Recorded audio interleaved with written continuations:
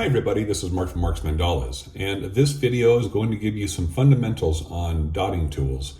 I'm going to show you how I use my dotting tools to load them up with paint and then apply the paint to the surface of what I'm painting on. And this information will be applicable to pretty much any other dotting tools that are out there. Anything that has a nice flat surface like this, a nice hard flat round surface. So let's go ahead and dive right into some of the basics here. The first thing I want to show you is how to hold a dotting tool. This is how I do it anyway. And it's a lot like holding a pen or a pencil as far as it's that same traditional style grip, but you don't want to have it at an angle unless what you're painting on is at an angle. So on this top flat area, you want to have the dotting tool straight up and down. And that is so you want this flat surface that the paint is on your tool after you've dipped it to hit the surface flat. You don't want to have it hit at an angle and then roll or anything like that. You want to be able to go straight down with it. So I also suggest that you hold it lower to the base versus up here. You'll have more stability in placing your dot. So I also want to back up for just a moment to say that this video, you don't need to use Mark's Mandalas dotting tools. I've used several different things over the years before designing these dotting tools. I started off my first mandala, I used the back end of drill bits. I have also used acrylic rods, a transfer punch set, and I had great success with all of those. They all make nice quality dots. I've just made some improvements when I designed these dotting tools thanks to the input from several hundred artists when I was designing these, but you can use this information for any of those type of dotting tools. So let's go ahead and get into the loading up paint on the tool portion of this. And I'm going to go ahead and put a little bit of turquoise paint on here. I think that'll stand out nicely on this rock. I don't need too much in there. I'm planning on doing more of these fundamental style videos. I'd appreciate any kind of comments as far as things that you would like me to look into. What are you struggling with? What are the challenges you're having? And I will do my best to try to cover those topics. So let's see, I got some paint in the palette here right now, and I'm going to bring this up closer so you can get a better view when I load it up. I don't just go in and go out, and I also make sure I have enough paint loaded up on the tool. So what I do is I put it in the paint, and then I go up and down a few times while I'm in the paint, and it helps load it up a little bit more on there. And you want to make sure that you have almost a drip off there. It's not dripping off of there, but you can see that like dome almost on there. You want to make sure you have enough paint on the tool. It's better to have too much than not enough. And I have that loaded up on here, and then let's see if I can find a good angle to show you. I also don't necessarily just go straight down and back up again. I'll work the paint. I'm wearing my magnifying glasses right now, and I wear them quite a bit, even on larger dots, because I can really watch the paint.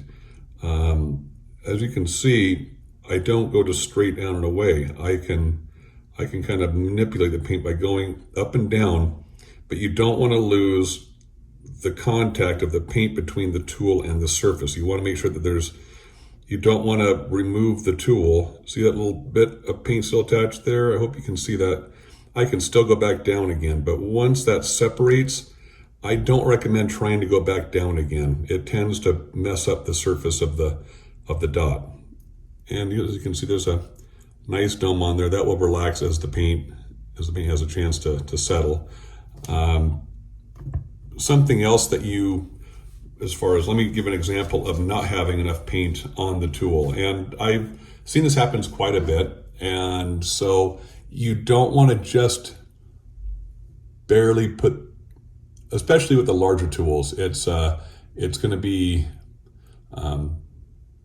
more noticeable the larger the tool. The smaller ones, actually, you can really change the amount of paint you load on there. When I make my smallest dots, I barely touch the surface of the paint. But with these larger ones, you'll find that when you don't have, and even that actually I think might be enough paint to make a nice dot. Let's find out. I tried to not dip it very far in there, but now that still made a nice dot. So I guess let me try it one more time on here.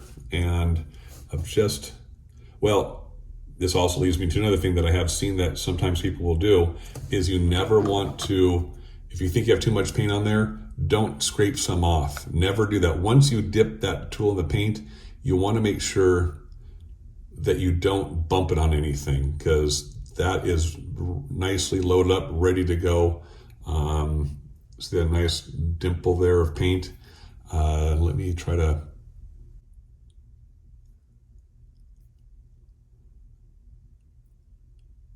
I keep loading enough paint on there. But I'm going to scrape a little bit of this off because I've seen this done before, and it's not, it's just a matter of someone has to be able to show you about this. And now that there is very little paint on there, I think that you'll find